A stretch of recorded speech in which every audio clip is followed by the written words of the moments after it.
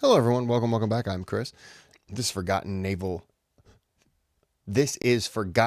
Theater, American Civil War documentary. This is Kings and Generals. I have not done one in quite a while. Bare minimum, please click the thumbs up. Subscribe to the channel if you like the content. Click on the thanks button. Now what? Click on the thanks button and donate to the channel if you like if you want to keep the channel rolling. That's what I mean to say. This is going to be 2 parts because we are after the 25-minute mark. Okay. I got my iced tea. Sorry, let me scroll back up and let's go.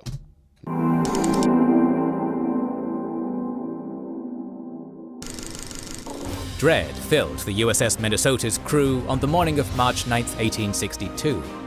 Throughout the previous day, they had been helpless to prevent the rebellion's metal monster from effortlessly destroying Congress and Cumberland, its armored hull deflecting all return fire.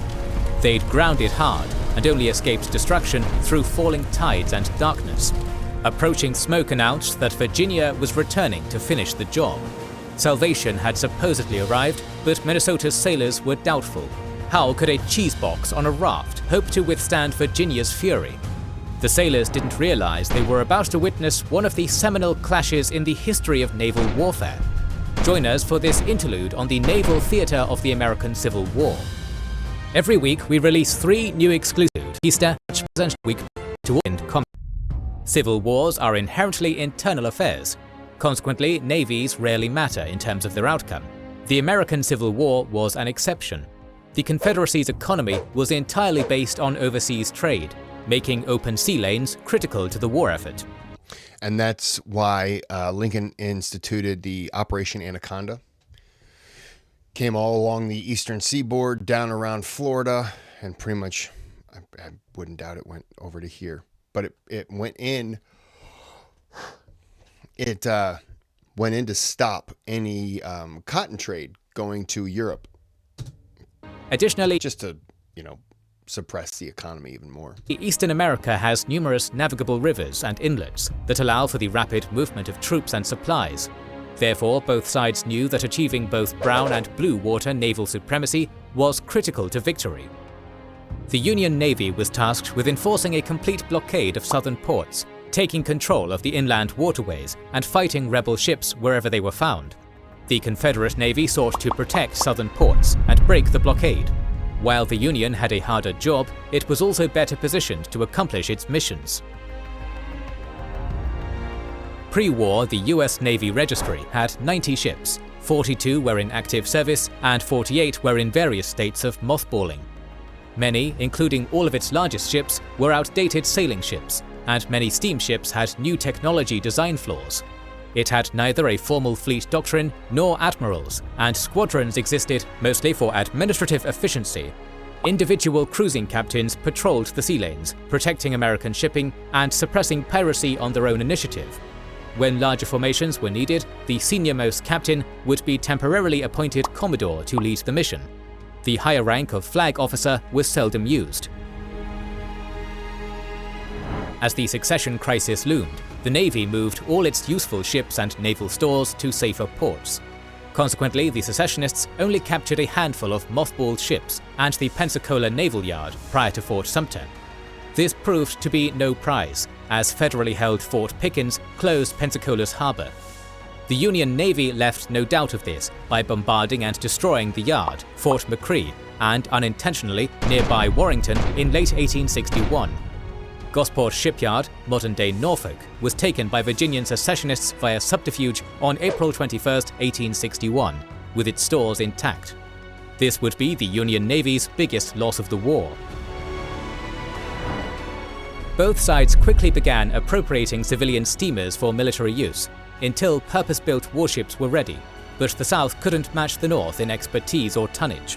Most American shipping was crewed and based out of northern ports.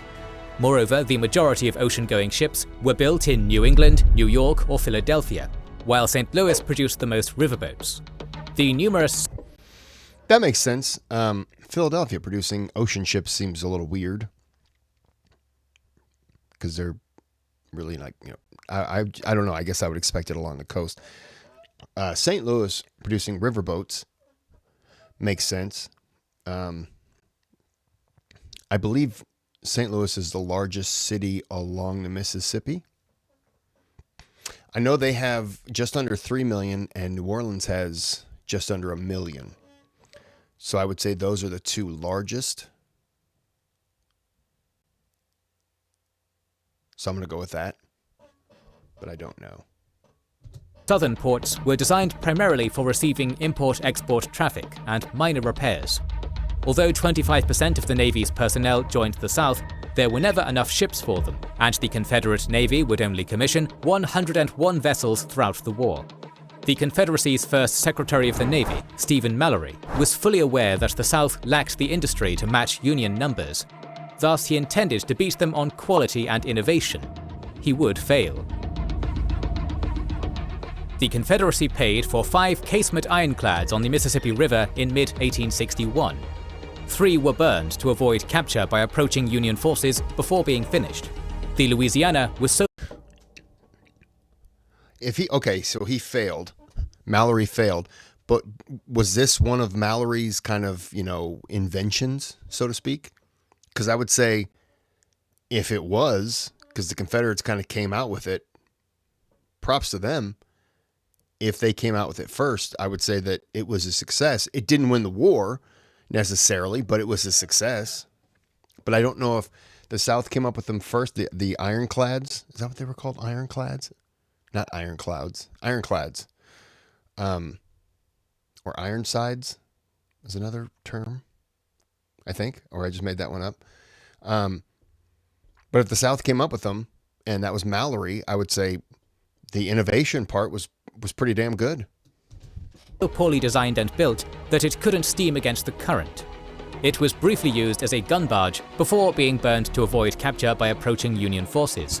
Okay, so the initial ones probably weren't good, but it's a good concept. I just don't think they had enough ability to make them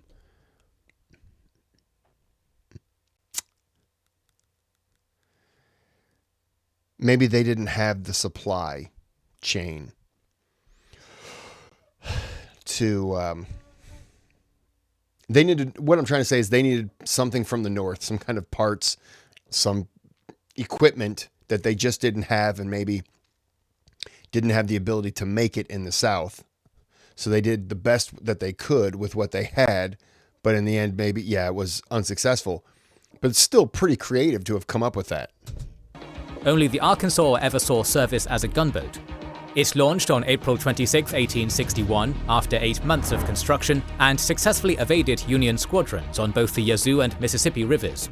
Then, it was burned to avoid capture by approaching Union forces in August. Meanwhile, the 7 shallow-draft City-class ironclads, which formed the core of Union naval power on the Mississippi River, were designed, built and launched in 100 days, entering service in January 1862. They first saw action on February 6th and fought in every naval action thereafter. 5 survived the war. Okay, so I'm going to guess then the Confederate ones just didn't have enough supplies. They didn't have enough equipment to turn them into what the North could have done. So it comes down to their lack of production in some things. But that doesn't take away from the fact that it was a pretty creative idea to come up with that. The Ironsides or ironclad, whatever it was, I guess that was the North's term. But to me, they're all the same. So I don't know. Creative. Abraham Lincoln's blockade declaration on April 19, 1861 was unprecedented in world history. No navy had ever been asked to close 180 ports along 3,500 miles of coastline. However, the Union Navy rose to the challenge, embarrassing the Army with its industriousness. Fort Pickens was reinforced, and Pensacola's closure was confirmed on April 11th. By April 24th, the few available ships were on station and intercepting Confederate shipping. The 4 blockade squadrons were organized in May. By June, the large freighters the cotton trade depended on had all been seized or had learned to stay away from the blockade lines, a process helped along by the Southern cotton embargo. In August, the Navy won the North's first significant victory, capturing the batteries on Cape Hatteras Inlet with minimal casualties. By November, 80 steamers and 60 sailing ships had been added to the fleet, and Port Royal and South Carolina were captured in the same fashion. Port Royal and Cape Hatteras were built up as support bases for the blockade squadrons, a process repeated on Gulf Coast islands. By February 1862, only the ports of Galveston, Mobile, Savannah, Charleston and Wilmington remained open to blockade runners. Under international law, blockade running was legal so long as the ships weren't armed. The only repercussions for captured runners from non-belligerent nations was confiscation of the ship and cargo. The crews were returned home.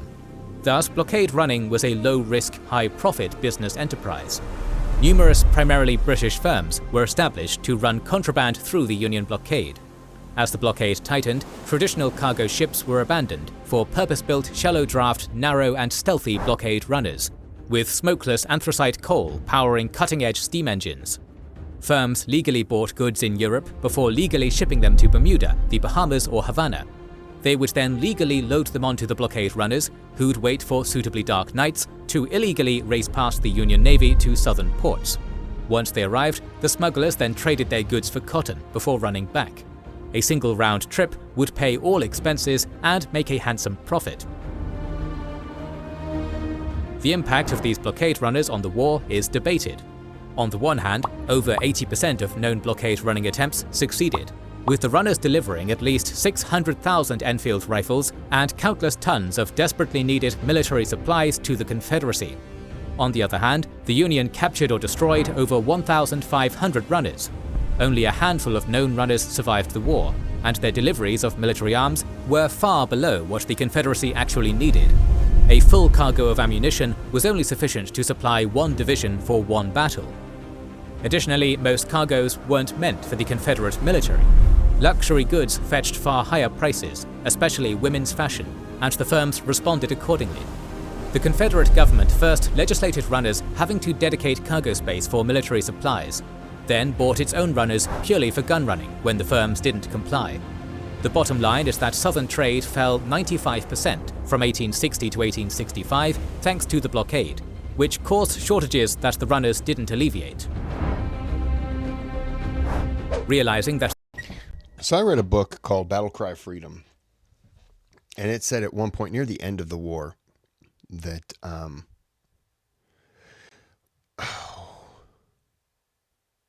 just going to say 100 Confederate dollars because just the economy crashed so much.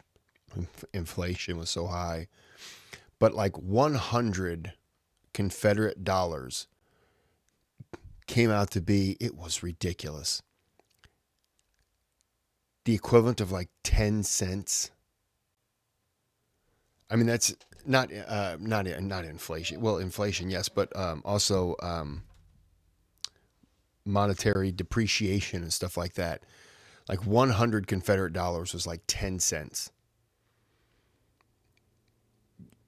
People found it easier to just burn the money for a campfire than to actually spend it, because there was no value. The value was it kept me warm for 10 minutes, as opposed to I got to spend $100 that I don't have in money that's only equivalent to 10 cents. So the depreciation was terrible. the Union blockade was an existential threat, Mallory was determined to break it, but was undermined at every turn. Many of the Gosport naval guns were diverted for coastal defense or army usage. Many states retained ships and resources for their own use, rather than giving them to the Confederate Navy. Worse, Jefferson Davis called for privateers to attack the Union on April 17, 1861, which further dispersed resources and decentralized naval operations among numerous private captains. This would prove extremely detrimental in the Mississippi theater. With his authority and resources severely undercut, Mallory placed all his hopes on superior technology. The British and French had already built armored ships, which were normal steam and sail ships with armor plating, and Mallory intended to build on that development. He dreamed of purpose-built, steam-powered, ironclad gunboats with thick armor and powerful cannons to sink the blockade squadrons with impunity. Unfortunately, building them was a struggle. The Confederacy only had one foundry capable of producing armor plates or engine parts, and it was severely overtaxed making other war materials. It also had few experienced steam engineers and machinists, and little extra iron to work with. With the construction of new ships rapidly falling behind schedule, Mallory placed his hopes on a salvage job. Federal forces burned and scuttled 9 ships when they abandoned Gosport. The old sailing ships were completely destroyed, but the relatively modern screw frigate Merrimac was only burned to the waterline, leaving its engines and lower hull intact. Mallory ordered the Confederacy's first ironclad, the Virginia, to be constructed atop Merrimac's wreckage to speed up construction. The Merrimac's burned timbers were cut away and replaced with an armoured casement. However, construction immediately went wrong. While Virginia was designed as a river and coastal gunboat, Merrimac was an ocean cruiser, and its deep draft hull meant Virginia couldn't actually operate in rivers. Much of the armour plating was of poor quality or missing. Originally designed for 4 inches of armour, only 2 inches, 51mm, were installed, and the gun port shutters never arrived before it went into action. Worse, Merrimac's engines were notoriously fragile and temperamental, which is why it had been mothballed in the first place. A year idle, a month underwater, and almost an extra ton of weight didn't help their performance. Virginia could barely make 5 knots and had a mile-wide turning circle. Its maneuverability was further hindered by installation of a ram. Ramming was back in fashion after the privateer icebreaker-turned-ironclad Manassas attacked and lightly damaged 3 Union warships off New Orleans in December. Additionally, the North knew about Virginia and was building its own ironclad to counter it. Virginia's guns probably wouldn't penetrate another ironclad's armour, but its ram might. The North Atlantic Blockade Squadron knew that Virginia would be coming for them. Flag Officer Goldsborough planned to have his wooden-hulled frigates form a semicircle outside the mouth of the James River, using crossfire to pound the metal monster to death. However, he was in North Carolina when the battle came on March 8, 1862. Recently appointed Confederate flag officer Franklin Buchanan ordered Virginia and 5 converted civilian steamers toward Hampton Roads that morning. However, Virginia didn't reach Union lines until 1330. The sloop USS Cumberland and frigate USS Congress were on station. They opened fire as frigates Minnesota, Roanoke, and St. Lawrence attempted to join the battle, only for the latter 2 to hit sandbars. While the steamers held back, Virginia ploddingly steamed towards Cumberland, seemingly unbothered by converging cannon fire. At 1400, Virginia rammed Cumberland, bursting her hull open. This was an almost fatal error as the ram stuck fast. Virginia would have followed Cumberland to the bottom had its prow not snapped off. Virginia ponderously turned towards Congress. Not knowing the ram was gone, Congress deliberately ran aground to prevent another attack. Instead, it became a sitting duck as steamers joined Virginia's attack. Congress surrendered around 1600. Buchanan emerged from Virginia to accept the surrender, only to be wounded by a sharpshooter on shore. Congress was set ablaze in retaliation. By this time, Minnesota had arrived, but also grounded. The steamers attacked but were severely outgunned, and Virginia couldn't close due to falling tides. She and her squadron retreated to Gosport, intending to return the next day.